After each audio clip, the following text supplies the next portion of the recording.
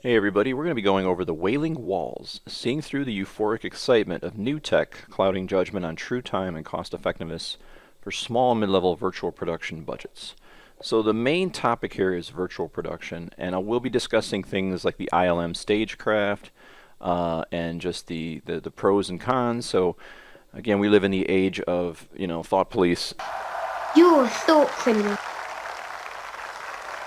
So I will always start with a prefaces and apologies, as we all do in our lives. And the apologies is if I have offended anybody here in regards to those that have worked at ILM.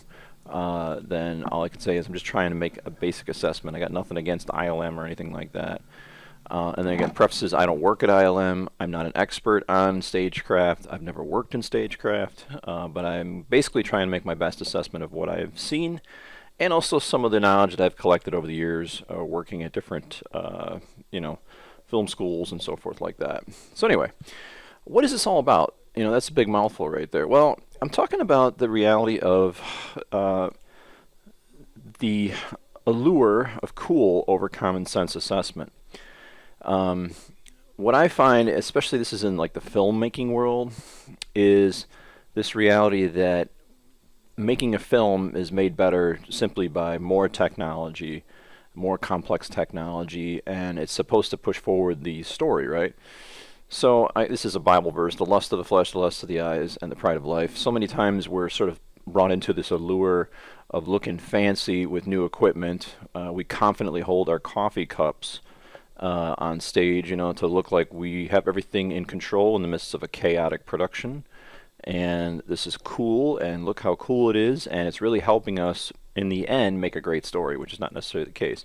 Throughout the last 20 years, we've seen an influx of technology for the sake of filmmaking that has done nothing but, from drones to camera rigs and all that. And I could say that I've kind of like fallen prey to enjoying this age of technological innovation and, bringing forth all these great tools to the masses of people at affordable rates. So, but at the same time, it doesn't really help press pen to paper and actually write a good script. So just FYI on that. So I'm sort of like breaking down, in my opinion, when I look at virtual production, when I look at stagecraft, when I hear from people that have actually worked on this stuff, worked on these, in these productions, on these stages and so forth, then I kind of go, okay, this is not necessarily telling the truth. Not telling the truth, but like, you have to take things in context to those that are making the productions because they have money versus people that are mid-level and small budget that may not necessarily benefit from such a thing like this. Because right now this is a very exciting piece of technology, stagecraft, and virtual production is super exciting. And let me just say that I think it'd be great if somebody hired me tomorrow to go work at ILM stagecraft. I'd be like, this is so much fun. I'd be there in a heartbeat. So the golden hour becomes the golden day. So these are the benefits, right? Photogrammetry 360 videos, and then you control the sun. You can stop time. Again, another example in the Bible there. You can just stop the sun from moving. And it is just really, really awesome that you can actually, instead of having a golden hour, you have a golden day. Entire day to do a nice sunset shot or a twilight shot. You can do on-location jumping in a studio set. So here you are on this stagecraft set. You can load it up in Unreal Engine. You could rotate around the set, different angles.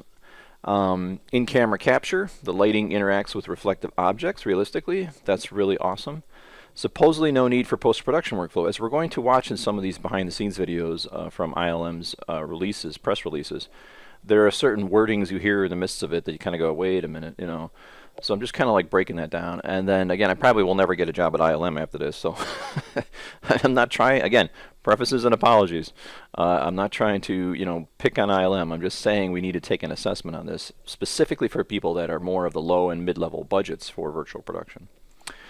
So virtual production is complicated. So any type of CG-related production workflow is going to involve a lot of things. And as of recent, we've gone beyond just pre-viz. Of course, we have this now during viz, or virtual production. We have post-viz, and there's tech-viz. So we're going to kind of go over those in understanding, and it's going to be really a really good assessment of all this has been done through the good folks at the third floor. And these guys are absolutely the unsung heroes of VFX because they do all the basically the planning to get to the reality of both the organization of the post-production CG as well as the virtual visualization on set when you film it. So TechViz, this is a great little video. Go ahead and play it for you. And these are all on the website. Hey everyone. I wanted to give a brief explanation of what TechViz means. At its core, TechViz is the technical documentation of previs and postviz shots to clearly translate our 3D world into a format that can be used by on-set departments to successfully set up a shot or a series of shots. Here at the third floor, we stress the importance of creating visualization that is both beautiful and practical. This means creating shots that have grounding in real-world physics, and in the case of TechViz, grounded by demonstratable measurement and evaluation. To this end, we use everything from physically accurate camera cranes to our own 3D LiDAR scans to ensure that what the client sees in our previs is what they will get on set. In this short commercial spot, you can see how we take very simple previs and expand it into an executable plan for the shoot. Here, we start with LiDAR scan to get an accurate representation of the limits of the environment we will be shooting in. Next, we use our Techno-Dolly rig to ensure that all of our camera movement is within the reach and speed of the crane's limits. Lastly, we carefully measure the position of subjects relative to the camera so that the positioning of the characters is one-to-one with the previs.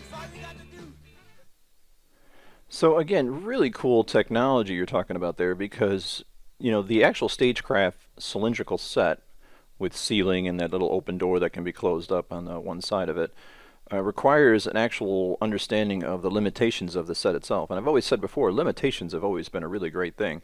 I think that's one of the reasons why Mandalorian is story-wise an actually really great series, is simply because they're limited to not run the camera around. They're kind of stuck in this cylinder, at least for 50% of the shots, according to what ILM says is what is actually filmed on the actual stagecraft set, or the volume, so to speak. So TechViz has to be assessed. And now why am I bringing this up? Because TechViz is time and money. So you're dealing with people that are going to be hired to analyze, in a computer, in a rough, previs, the measurements that are needed. And that's going to cost time, that's going to cost money. That's something to keep in account when you're doing a mid to small level production. The eventual previs is accurate to the limitations of the actor's size and height. So, awesome, great. The eventual previs is accurate to the limitations of the real set. This is great. I find a lot of times when you even do previs, so to speak, you find that you kind of like overshot it or undershot it as far as like the angles or anything like that. And this is almost like picture perfect match. So of course we know about previs.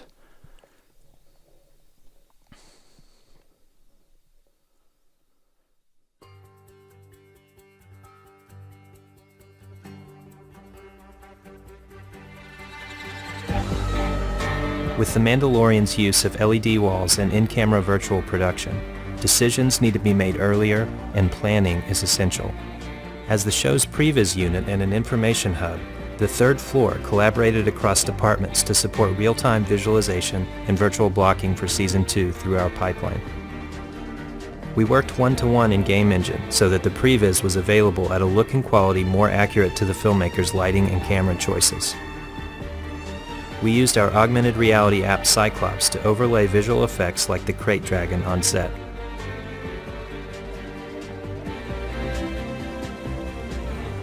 Alright, so I won't go into any more of that, but you can kind of get the idea how previs is actually going to work with the TechViz. So again, you have another aspect of this that's necessary when going into a virtual production where time and money is allocated. And the reason why I say this is a lot of what you hear from ILM is like, this is saving time and money in a post-production environment. And it's like, yeah, but you're adding more time and money to the pre-production environment as well as the post-production environment. So that's the only part, and you'll see it heard. You'll listen to specifically what they're saying here in this behind-the-scenes video. All right, here we go. Thank you. And again, this is the excitement, right? I mean, when I watched this, I was just like blown away. I'm like, oh my gosh, this is so awesome.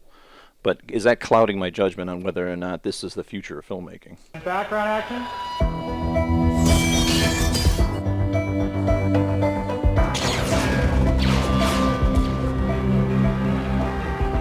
The tech is amazing because it allows you to do things that even if you were on location, you couldn't control to that degree. Action! I was immediately struck by just the quality of light. As opposed to a stage with blue screens or green screens, you're immediately in that environment. Because the second season, they built a bigger volume, it allowed the show to feel all the more epic. I like when visual effects fool you in a way that you don't even know you were fooled. Jon Favreau brought his vision for a new way of filmmaking, providing filmmakers with flexibility to innovate, create, collaborate, and get final pixel content in real time in a soundstage. For season 2, there was a number of areas we wanted to improve. By the second season, ILM developed some software that was specific to this technology and to what the hardware was capable of. Visual effects is becoming real time. We're always developing stagecraft to get better and more powerful and more flexible. Today, I'm particularly excited to be rolling out Stagecraft 2.0. Stagecraft really is an end-to-end solution. And almost every feature that's in there now came about because of a specific filmmaker request. Unparalleled rendering power at incredible resolution, both on the walls and on the ceiling. We've essentially built a platform that we can continue to build upon, from scouting to virtual cameras, motion capture performance, and finally LED volume content. So whether it's the color pipeline, or the CG rendering, or the software or the hardware, because we are bringing that whole package together with all that experience, we've been able to solve those problems quickly and get to shooting. It also has forced us into having a more efficient workflow that draws pre-production, post-production, and production all into one continuous pipeline. When you write and you shoot and you direct, you get so inspired by being on an actual location. That's where you come up with most of your shots. What's wonderful about this system is everyone's on the same page. We now have the capability to grab hold of any tree in a forest, of which there are hundreds and hundreds and hundreds, and move them around independently to reset dress on the day based upon what we were seeing through the camera. Even though the set has not been built, it's built virtually, but we're physically there, and it feels like you're really walking through the space. It inspires the actors, inspires the filmmaker to now see what they're shooting. You know, it's like painting with the lights on, finally. Everybody knows what something looks like, how the sequence is going to be put together, where the camera should go. It's all worked out in advance. For me to be flying around virtually all the different locations, real and virtual, sets that we're going to build and non-sets that we're just going to be on the volume, with John, who's in LA and I'm in Austin, and we're going and checking it out together. It's like when we get to shooting, you're not even shooting. It feels like you're reshooting. You can really, on the day, focus on performance and getting those shots in a really efficient way. As a director, that's what you dream about.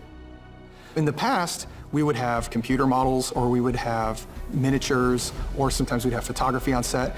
We can now take all of those things and throw them in together. We can go LiDAR something, we can go on location and fly a drone over some mountains and throw all of that stuff in the mix. In addition to providing higher quality, using stagecraft can save your production money and time, because otherwise you would have to execute all of this work in a post-production period. And there are certain shots where you have live action in the foreground, you have a miniature shoot that was texture mapped onto the geometry of a digital environment in the wall, and then in the deep background are stop motion figures that are moving around. So you have all of these different layers of techniques that all come together to hopefully feel like one combined environment, and all of it in real time. It's mind-blowing. You'll be on a set, and if you just want to change the background, or you want to turn around on an actor, you're not physically moving the cameras, you're actually just moving the background, and all the lights change. Doing a French reverse, where you hit a button and the world rotates 180 degrees, it just speeds up the whole shooting process. With the iPad, we can bring it up, we can soften it, we can make it stronger, we can move it over there in like seconds. The other great thing is that that's all saved. If we want to come back to it, we can bring it up again in seconds exactly the way it was. You're not 100% about a background, you think you might want to add something later, you just float a blue or green screen behind them, and now they've got a perfect key, and yet you're getting on the interactive lighting. It's so much faster, so much more accurate. And I mean, it really is inspiring, because there it is. What you see is what you're getting. All of these things make the volume an even more powerful tool because it can give you very accurate looks at your story the whole way up until the day where you're actually rolling on your actors. Stagecraft is incredibly efficient. We're seeing crews cover 30 or 50% more pages per day, which is an incredible improvement for the production process. We're currently using Unreal for the design phase in the VAD and for previs. We use Houdini, 3D Studio Max, Maya, and any best-in-class visual effects tool to create photoreal virtual environments for the volume. Because we designed Helios from the ground up for film production, it can handle the most complex scenes and the best color fidelity. It's really the most powerful tool set that we've ever created for filmmaking.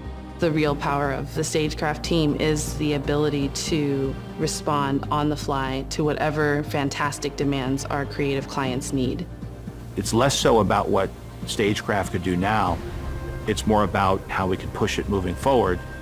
In our company, you do or you don't. There is no try. We don't have the luxury of waiting 2 quarters, 3 quarters for a piece of software. Instead, we have to be ready in weeks, sometimes days.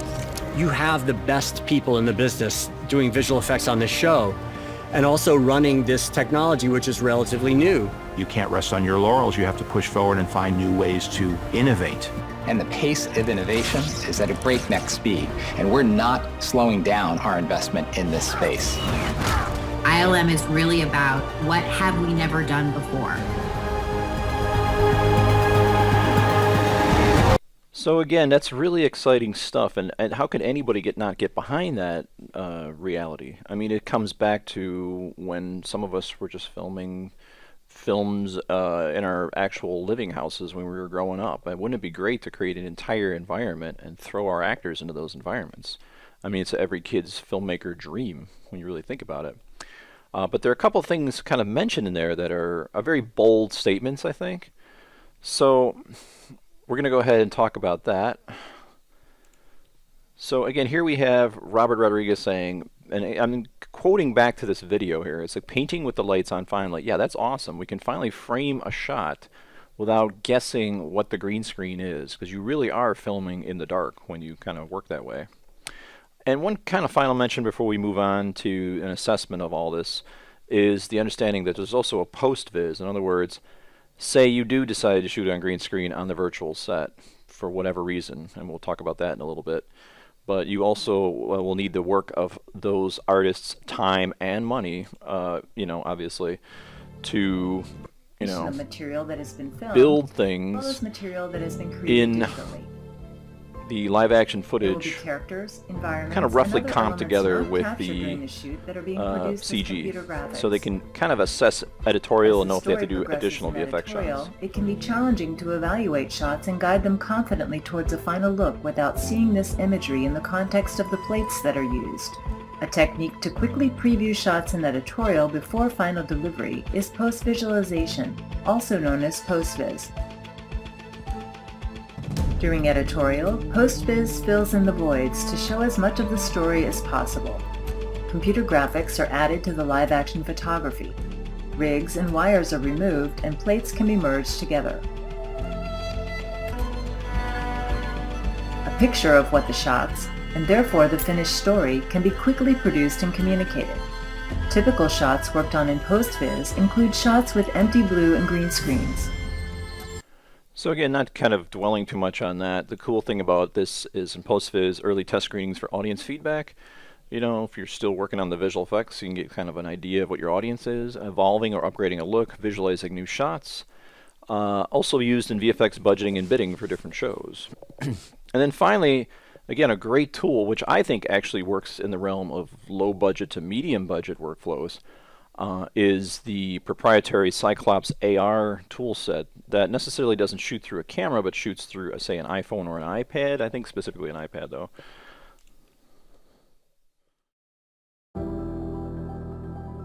Many of the scenes being filmed today have digital characters or elements that filmmakers, crew, and actors need to envision.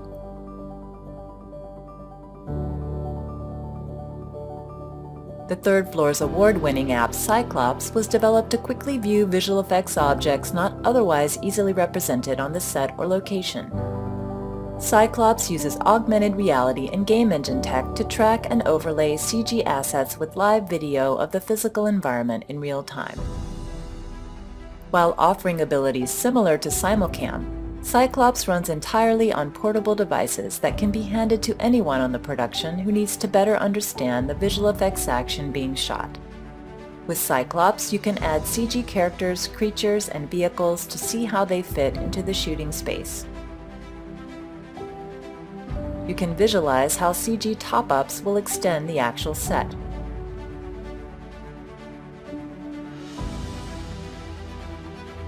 You can track previs animation into a location or set to get an idea of how the action works in that environment. So, augmented viz. Using that app, you can load in the previs, overlay it, location scout, make sure you know what the camera angles are, determine the eye line for the actors, adjust CG lighting in real time, toggle visibility layers. You can change lenses. Obviously, lenses only specific through the iPad. Save recordings and use the app during shooting or during previs scouting of locations. Again, a great alternative to, say, virtual production. Actually going on these sets or on locations, filming, getting camera angles. And again, this is great for low budget stuff. Again, what my argument is kind of moving towards the reality that this is a little overkill when it comes to virtual production for people that just want to make their science fiction films. When you have the time and the money, and you're more than anything, Disney is worried about quality, and it doesn't matter if the time or money is spent. But the quotes specifically to the ILM videos were, and I don't know who exactly in there said this, was in addition to providing higher quality, using stagecraft can save your production money and time, because otherwise you would have to execute all this work in a post-production period. As we will discuss a little later, it has been admitted that there is tons of post-production work from the realms of compositing and visual effects and so forth that has to be done after the fact, just to make things work right. And there's tons of problems with stagecraft or virtual productions in general. Another quote was, "Stagecraft is incredible. We're seeing crews cover 30 or 50% more pages per day, which is an incredible improvement for the production process." Now that's most likely true. They're probably doing that, but let's not forget the fact that of that 30 or 50% saved, where did that actually go to? Did it go to tech-viz or pre-viz or post-viz or or even post-production, where somebody has to remove re-roto around a character because there was moire and they had to replace the background again. So again, it's a whole nother world there. So viz is usually to save money, is to save time, and then higher production quality. Again, the third one, the latter to me, is what Disney is all about. And hey, they got the money, go ahead and do it. Or not necessarily Disney, ILM. I don't know if ILM owns Disney or Disney owns ILM. I don't know.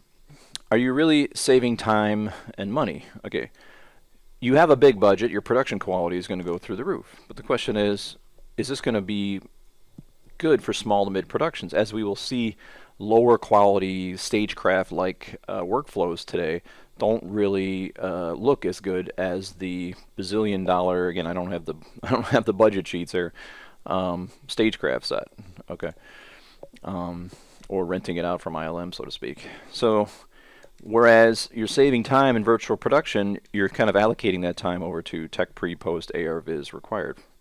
Again, more time and more money.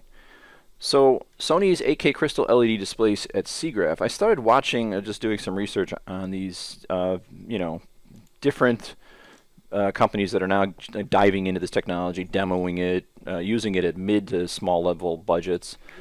And what I like about this is, this presentation is just sort of like on the whim. I would like to introduce our virtual production system, the camera movement. So one thing I notice is, and if it's obvious that you don't see, say, versus an ILM prepared, PR video, is you don't see additional lights lighting the character. You don't see much of a light wrap. It seems like the background looks a little bit blurrier. The color between the foreground and background looks, the contrast levels are different. Obviously, there's something weird about it. You can even see this guy's reflection if he gets too close to the actual display. This is a control window. So again, they're not using the Helios system that, or whatever that is, over at ILM. But you can see, okay, we're getting interactive lights and so forth, but the backgrounds look slightly cheesy. You know, again, that depends if you're using Unreal 4 or a specific version of Unreal 4, or at least the new Unreal 5. And you have the money to invest in the time and money that's going to go into the people that are going to build the actual sets inside the game engine. So again, more time and more money. Is this something that a mid-level to small production should jump into? So again, you start to see things, you kind of look at things and you kind of go, okay. So here's another example of somebody working. I did not expect for it to be this big. I won't play this all the way through, but I want you to see how you got this giddy film school excitement. And the amount of work involved just to do a scene that involves a girl in a bedroom. We were lucky enough to spend the week at CERT, a training center for virtual production. Their studio also happens to be the only permanent residence on the Pinewood block. The first 2 days at CERT were basically getting a lay of the land and getting our Unreal project loaded at the Brain Bar and running on the LED volume. For someone like me who's from film, not virtual, I was in over my head, but for the team, they were thriving. What I was most excited for was the gear. Here is a quick overview. LED volume. Ari Alexa, very nice. 77 customizable, all removable LED tiles. Ari Sky Panel, I love it. Big green screen, but we all know that this is outdated. The Brain Bar. Hi Tamara. Most importantly, the lounge. And after we were comfortable with the space, we had some work to do because, after all, we were here to shoot a short film. I wonder if it makes sense for her to kind of like look at it, have the hold, and then kind of like almost like scared like look, and then step that way instead of doing a whole like this. Storyboarding over there. We've been doing this for a while. It's a lot different when you can only shoot one way into an LED screen. Our minds are just normal production. This is fun. Real quick, we'd like to shout out these friends for helping us on this virtual project. All right, back to the video. And now the fun part. We moved on to building the stage and setting up the scene. So why the stage? Let's just think back to our last virtual production video. We gotta hide the seam. So what we're doing here is we're lifting this stage above the height of the bottom of the seam so that when we shoot on it, everything's elevated and we have a way to hide the virtual screen. One of the most essential parts of virtual production is hiding that screen, which involves props from IKEA in our case, and a bunch of things to put in front of the camera to hide the fact that we're shooting on virtual. This project was 2 years in the making. Copilot's been waiting to get on a real LED volume for a long time. 2020 got in the way of that. This is the life of a virtual production person, I guess. Day 2 on the scene, and I'm building some IKEA. Got a bed, floor, AstroTurf. We got more. What are we doing here? Honestly, we're building a bedroom. We're building a world. We're building Mars, I think. Oh, what's this short film about anyway? Well, I'll give you the elevator pitch. Take your childhood imagination when you're about to go to sleep, when you're about to dream, and all of the crazy places that took yourself. Now, so I mean, what you see so far is another one of these film students, and there's tons of them out there, that are almost arrogant in when they speak trash about like old technologies, like, oh, green screen, so out of date, we don't use that anymore. Oh, this is exciting. Oh, look, I'm making this. You know, they're more. It's almost like nostalgia. It's just as intoxicating as nostalgia to get into new tech as opposed to actually put pen to paper and actually write a good script. I really think if filmmakers would just sit down and write a good script, the technology and the budget will come to them. But again, we have a ton of filmmakers that are just, they want to, you know, they're more excited about the visuals than the storytelling, or at least the process of making the film. So here you can see, I'm going to kind of rush through this. They're setting up all these additional lights and so forth just to film a bedroom. Why not just film a bedroom? You know, why go through this? Yeah. Months of work. Notice all the time being spent, years in pre-production and this and that, and all this work involved, having to lift sets, drop down a bunch of gravel between, make sure it matches with the rocks, for the mountain set. That final shot. Expected. Third, the depth experience brought us to transition closer to the camera, the more realistic the props have to look. That's why we have these fake rocks, we have real sand, and then the further back you get, it's out of focus, so it doesn't really matter as much. As you see, we've got some canvas down, we've even got that burlap sack acting as a boulder. All I'm going to say is I was expecting the effort to get a good in-camera look to be harder than it was, because the final frame is breathtaking.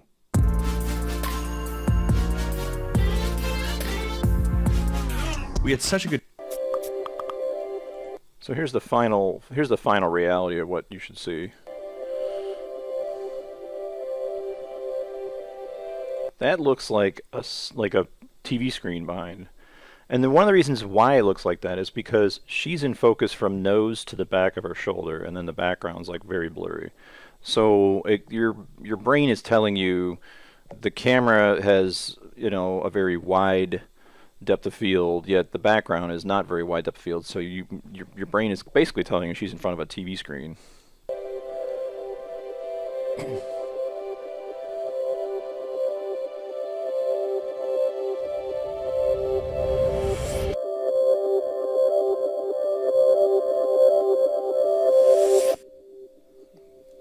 So again, looks great for Disney. When you go to low budget stuff, it can get really, depending on the amount of money and time you have, it can get kind of weird. So a lot of this I want to thank to Steve Wright, who did a whole special report on the limitations of this. He is not related to this research page, so don't blame him if I say something. Again, prefaces and apologies.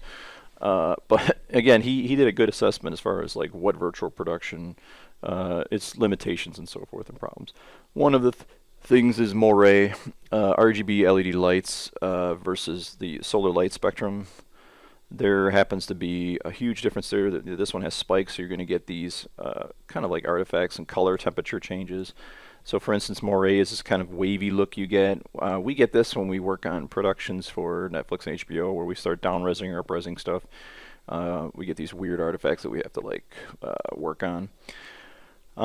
So moire, you have filmmakers, again, this is again, you're seeing within, I'm talking back to Disney's Mandalorian here, the use of Panavision Ultra Vista anamorphic lenses. These are old school lenses, which people like, trying to think of what film director always uses these, but like the Hateful Eight and so forth, that was using, I believe that was using these lenses and so forth, these old, and they're basically trying to recapture an era.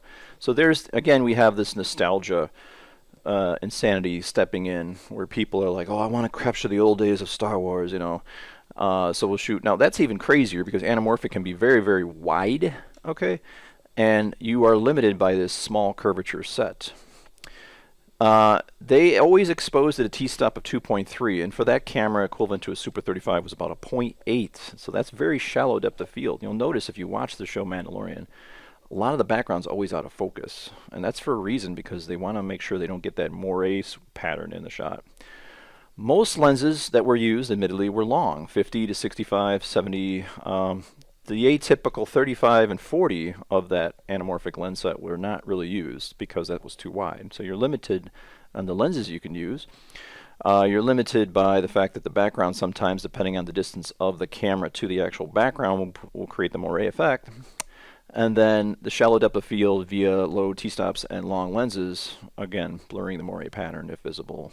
Just spoke about that. Virtual sets have bad sound. Hard surfaces are curved shape of the set. You got loud acoustics. You have to set everything to chatter off on the cameras, and the post dialogue has to be looped, most likely, in post. Virtual production, not virtually perfect, the multiple camera frustum fighting. So in a couple of the behind-the-scenes shots, you might see two frustrums on display. Obviously, they have the environment put in the actual stagecraft, but whenever the camera is looking in a specific direction, they replace it with a little square, and that square is the footage itself. And anytime two are intersecting each other, filming at the same time, like you would do over the shoulder, or maybe a medium shot and a close-up, and from a little bit of a different angle, that one overrides the other. So you have to still roto the foreground actor and replace the background in post. So it's not as easy as you think. So there is still plenty of roto to be kind of workflowed in here. Again, the moire issue has to do with the pixel pitch. So the pixel pitch is the shortest distance between the center of one pixel to the next. Mandalorian had Roblack Pearl 2 LED panels at 2.84 millimeter distance between the two. Now, the ideal pixel pitch is to avoid moire is relative to the camera's distance to the actual screen. So what might work for a smaller pixel pitch, distance-wise, you'd have to get closer. So a good kind of understanding the numbers here is this little equation that they kind of built up, which is the pixel pitch times 8 meters, and you would get the optimal viewing distance in feet. I'm pretty sure this is, if I'm wrong, go ahead and correct me. But basically, they were using a 2.5, so their optimal distance to avoid moire was 20 feet away from the screen. That set is huge. So if they were going to shoot something like 32 feet away, they better have a very long lens to take out that moire if it does show itself. So the further they got away from that actual wall, the more chance of moire showing up, and hence the more they're going to have to use those super wide, super flat lenses. Or replace everything in post via roto and re-put in the environment via the recording from the Unreal Engine. Practical floors. Not all of us have a dump truck that we can call on at moment's notice to bring in sand, soil, rocks, leaf, stone forests. So it's, again, you have to have this perfect match too between the background and the foreground. There's also additional lighting to get those 2-to-1 ratios. These lights are going to project onto soft light. And because they're soft light, you're not going to get harsh shadows. Say if you projected a sunset up here that you photogrammetrized, on the top of Mount Everest or something. So just be aware of that. Latency, they say real time. They're quoting in the video real time. There was an 8-frame delay, a third of a second basically. So avoiding whip pans is important. Or having to, again, if they have to do a whip pan, they'll have to just take all of the footage, roto around the character and replace it in post. The actual light wrapping might be the same compared to the Unreal Engine's recording, but at the same time, that's still roto work, that's still compositing, that's still work, so to speak. Patch projection implemented to speed up latency, so you got that frustum little square, and because that's the only thing really updating, whereas everything is kind of staying static around, it kind of speeds it up a little bit. The static environments in the volume, while small patch with parallax coverings where the camera was looking, so you're only going to see parallax movement in the little frustum. And then they also overscan it by 40%. So they take what's actually going to be the frame and they add additional 40% around it. So proxy environment, sometimes the talent is filming with lower resolution geometry on the LED set. It could be to speed up the actual workflows, or it's just computationally the computers can't handle the scene. Maybe it looks beautiful, but because of GI lighting or whatever, it's not fast enough. I don't know, I'm not there. GeoProxy is replaced later on with, again, foreground roto of different layers and replacing it with the recorded Unreal Engine that was recorded on set of the camera motion.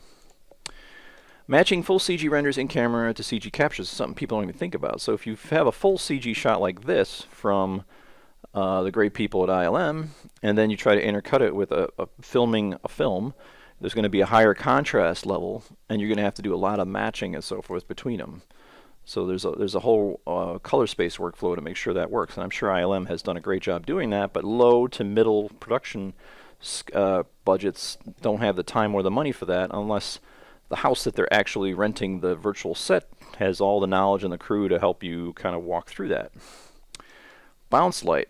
You get something like this next to the actual wall, you might see reflections, you might see bounce light kind of backing it up, so you might have to take this area and put a little mask of a shadow there and darken it down a little bit to kind of compensate for that.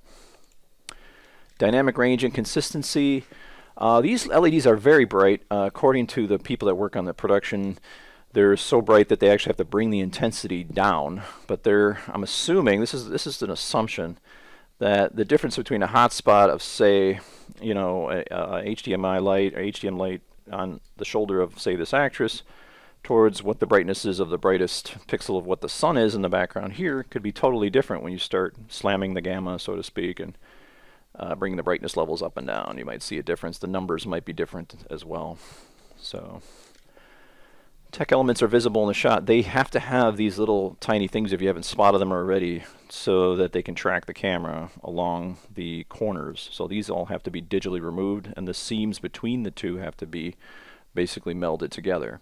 Now again, a benefit of this, if you are cool about having some company roto out every single element of this, is that the Unreal Engine footage most likely will match with the light wrap that is on, say, a motion blurred hand of the Mandalorian walking by, versus a green screen where you got to get that green brightness level of the green as well as the green color hue itself to match up via all types of tools along anything blurry around the character. So that's kind of the cool part, I guess. There's also metamirrors. This is the color shifting, have to do with different light sources and so forth. Obviously we're dealing with LEDs. I was told that the optimal color temperature for the LED set was around 6,000. So again, you get some slight color shifts that have to be adjusted. And I did a little research on this. There are companies that are moving forward into this workflow to make sure, and this is like a CGRAP presentation, and making sure the color management of these processes works just fine. So it talks about making sure there's no alterations of the color as it moves across the pipeline. So again, because you film something that is already, you know, on an LED screen, you get a higher contrast ratio. But at the same time, you have to kind of adjust of it. So they're talking about filming at different color temperatures and seeing a slight color shift, depending on what, and they're trying, you know, like yellow was an issue they were saying. So anyway, just something to kind of throw out there. So my conclusions are, again, not attacking ILM. They have the money, they have the budget, they have the talent to do stuff and make it look really well and awesome and exciting. It's really about production quality. Now, time being saved and money being saved, that's a whole nother question. Again, I don't have the budget sheets here for ILM. Low budget filmmaking has small size crews, best to shoot on location with Natural Studio. Even that AR viz would be a great investment. Saving time and money on one end of the production spectrum, virtual principal photography, does not mean you will not be spending additional time and money on the other end of the spectrum, tech pre-post AR viz, to accurately shoot in virtual environments successfully. Limitations such as camera distance to LED screens to avoid moire, having to build sets and match them perfectly in lighting to LED outputs is still more time consuming. Mandalorian is an example.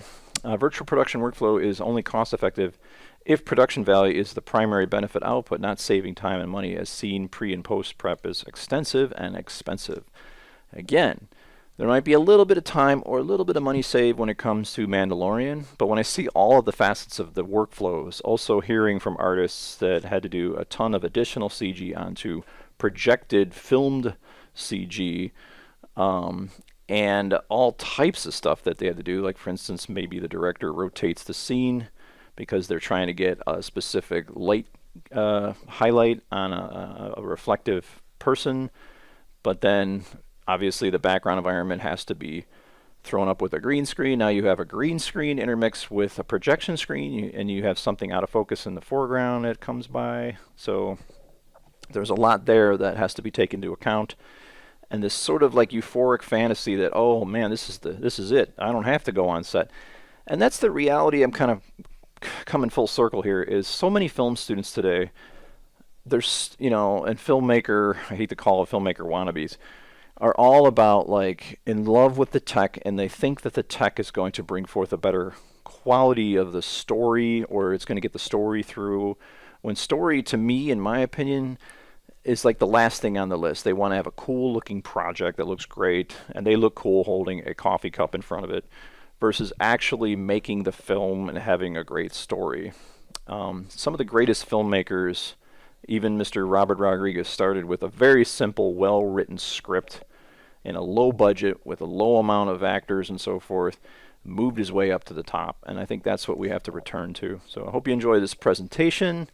Again, prefaces and apologies. ILM, we still love you.